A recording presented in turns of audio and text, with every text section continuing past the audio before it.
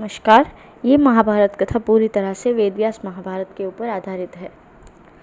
यदि आप इसका निरंतर श्रवण करते रहना चाहते हैं तो इस चैनल को सब्सक्राइब जरूर से कर लीजिएगा और आगे आने वाले सारे पॉडकास्ट के नोटिफिकेशन के लिए बेल आइकन भी ज़रूर से प्रेस कर दीजिएगा। अब हम सुनेंगे द्रौपदी स्वयंवर।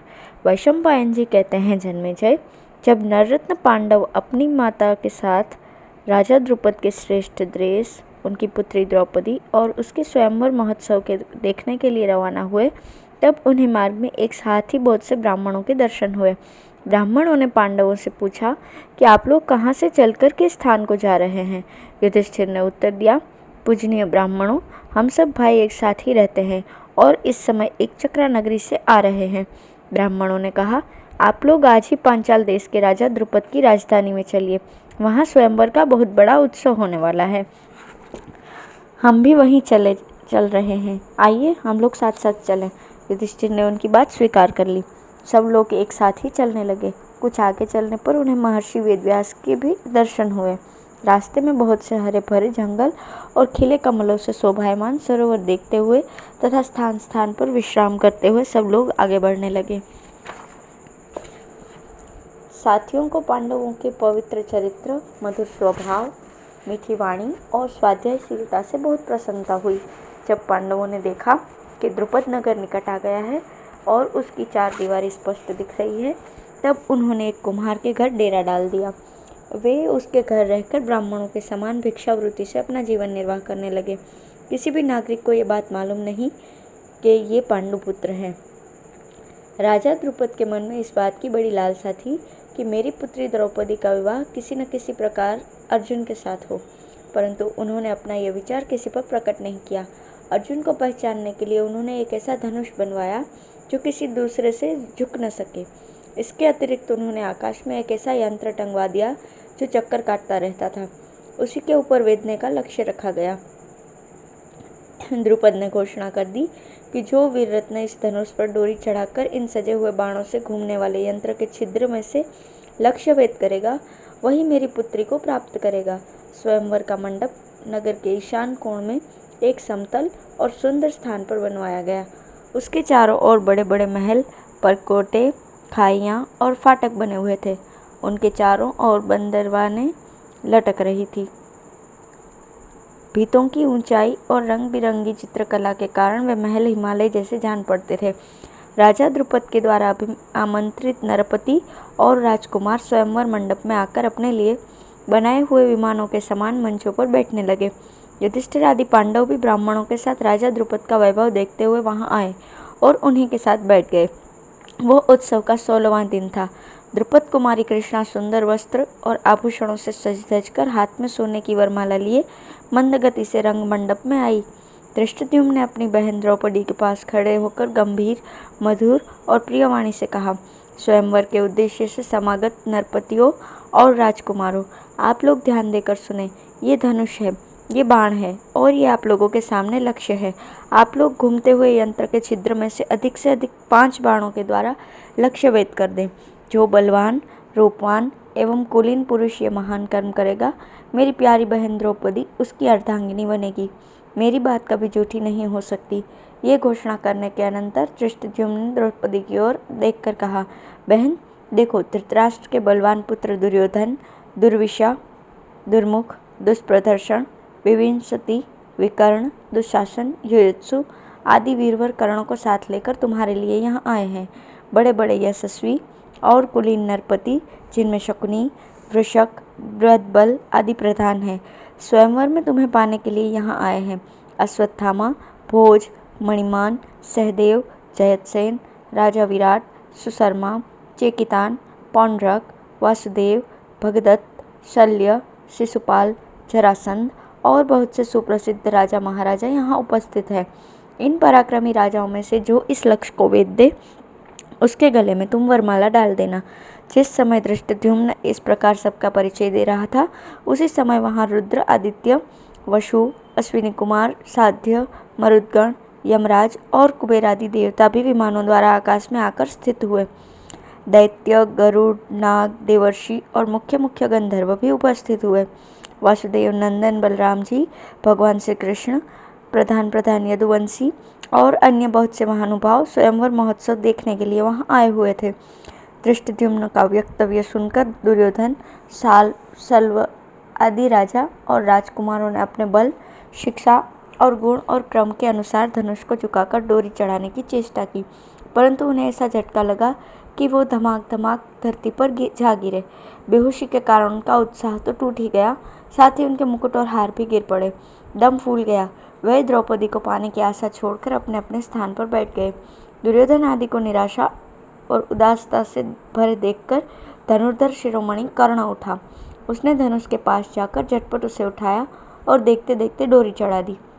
वह क्षण भर में ही लक्ष्य को भेद देता कि द्रौपदी जोर से बोल उठी, मैं सूत पुत्र को नहीं वरूंगी।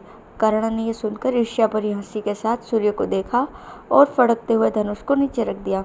जब इस प्रकार बहुत से लोग निराश हो गए, तब शिशुपाल धनुष चढ़ाने के लिए आया, किंतु धनुष उठाने के समय ही वह घुटनों के बल नीचे जा पड़ा। जरासंध की भी वही दशा हुई और वो उसी समय अपनी राजधानी के लिए प्रस्थान कर गया। मद्र देश के राजा शल्य की भी वही गति हुई जो शिशुपाल की हुई थी। जब इस प्रकार बड़े बड़े प्रभावशाली राजा लक्ष्यभेद न कर सके, सारा समाज सहम गया। लक्ष्यभेद की बातचीत तक बंद हो गई। उसी समय अर्जुन के चित्त में यह संकल्प उठा कि अब मैं चलकर लक्ष्यभेद करूं। अर्जुन का लक्ष्यभेद और उनकी तथा भीमसेन के द्वारा अन्य राजाओं की पराजय। वैशंपायन जी कहते हैं, जन्मेजय, ब्राह्मणों के समाज में अर्जुन खड़े हो गए। परम सुंदर एवं वीर अर्जुन को धनुष चढ़ाने के लिए तैयार देखकर ब्राह्मण लोग चकित रह गए। कोई सोचने लगा, कहीं ये हमारी हंसी न करा दे, कहीं राजा लोग इसी के कारण ब्राह्मणों से द्वेष न करने लगे। कोई कोई कहने लगा कि ये उत्साही वीर है, इसका मनोरथ पूर्ण होगा। देखो, ये सिंह के समान चलता है, गजराज के समान बलवान है, ये सब कुछ कर सकता है।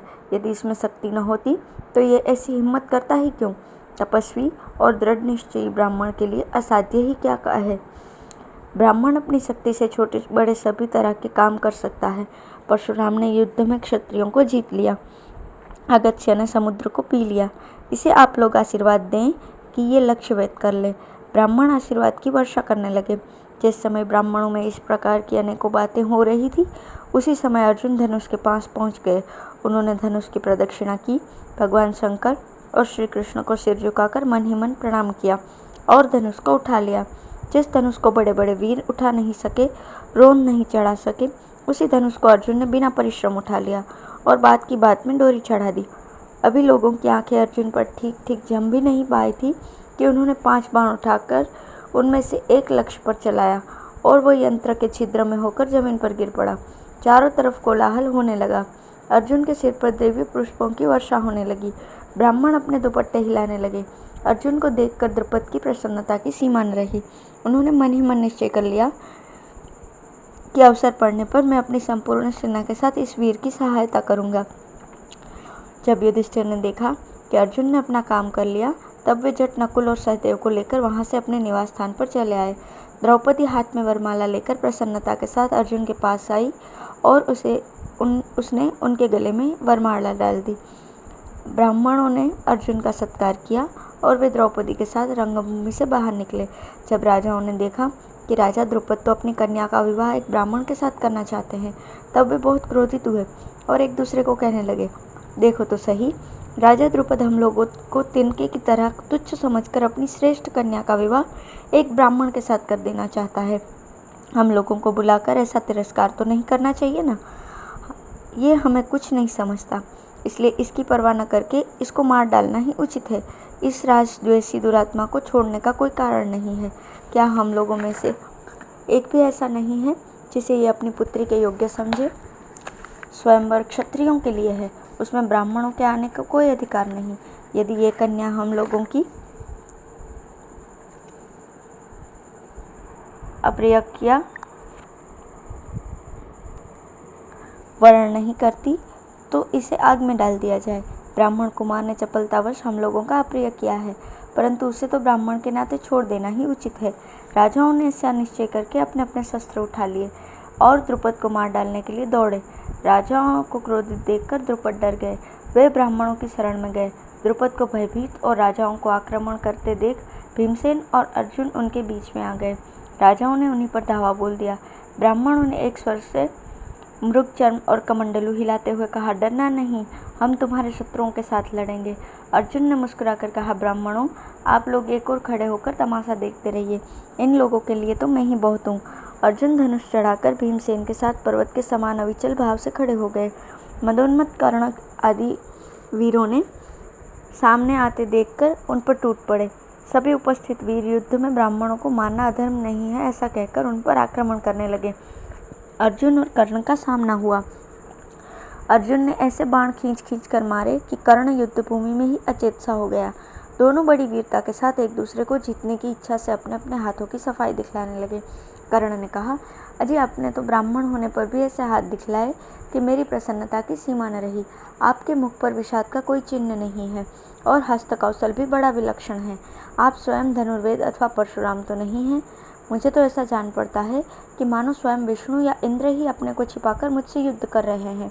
मेरा निश्चय है कि यदि मैं क्रोध में भरकर युद्ध करूं तो देवराज इंद्र और पांडुनंदन अर्जुन के सिवा कोई भी मेरा सामना नहीं कर सकता। अर्जुन ने कहा, कर्ण, मैं साक्षात धनुर्वेद या परशुराम नहीं हूँ। मैं समस्त शास्त्रों का रहस्यज्ञ एक श्रेष्ठ ब्राह्मण योद्धा हूँ।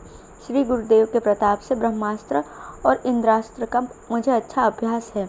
मैं तुम्हें जीतने के लिए जमकर खड़ा हूँ, तुम अपना जोर आजमाओ। महारथी कर्ण ब्रह्मास्त्र विशारद प्रतिद्वंदी को अजय समझकर युद्ध से स्वयं हट गया। जिस समय कर्ण और अर्जुन एक दूसरे से भिड़े हुए थे, उसी समय दूसरे स्थान पर शल्य और भीमसेन एक दूसरे को ललकारते हुए मतवाले हाथियों की तरह युद्ध कर रहे थे। आगे खींचकर पीछे झोंककर एक दूसरे को गिराने का प्रयत्न करते और तरह तरह के दांव करके घुसों की चोट करते। पत्थरों के टकराने की तरह दोनों के शरीर चटचटा रहे थे। 2 घड़ी तक लड़ भिड़कर भीमसेन ने शल्य को धरती पर गिरा दिया। सभी ब्राह्मण हंसने लगे। भीमसेन का ये काम और भी आश्चर्यजनक रहा कि उन्होंने अपने शत्रु को धरती पर गिराकर भी उसे नहीं मारा। इस प्रकार जब भीमसेन ने शल्य को पछाड़ दिया और कर्ण भी युद्ध से हट गया, तब सभी लोग सशंक हो गए और सर्वसम्मति से युद्ध बंद कर दिया गया। भगवान श्री कृष्ण ने पहले ही पहचान लिया था कि ये तो पांडव है, इसलिए उन्होंने सब राजाओं को बड़ी विनम्रता के साथ समझाया कि इस व्यक्ति ने धर्म के अनुसार द्रौपदी को प्राप्त किया है, इसलिए इससे युद्ध करना उचित नहीं है। भगवान श्री कृष्ण के समझाने बुझाने और भीमसेन के पराक्रम से विस्मित होकर सब लोग युद्ध बंद करके अपने अपने निवास स्थान पर लौट गए। धीरे धीरे भीड़ छटने लगी। भीमसेन और अर्जुन ब्राह्मणों से घिरे हुए द्रौपदी को साथ लेकर अपने निवास स्थान कुम्हार के घर की ओर चले। भिक्षा लेकर लौटने का समय बीत चुका था। माता कुंती अपने पुत्रों के समय पर न लौटने से तरह तरह की आशंकाएं कर रही थी। माता के स्नेहमय हृदय का यही स्वभाव है। वे एक बार सोचती कि कहीं दुर्योधन आदि धृतराष्ट्र के पुत्रों ने उनका कुछ अनिष्ट तो नहीं कर दिया, कहीं राक्षसों से मुठभेड़ तो नहीं हो गई। उसी समय तीसरे पहर भीमसेन और अर्जुन द्रौपदी को साथ लिए कुम्हार के घर पर आए। धन्यवाद।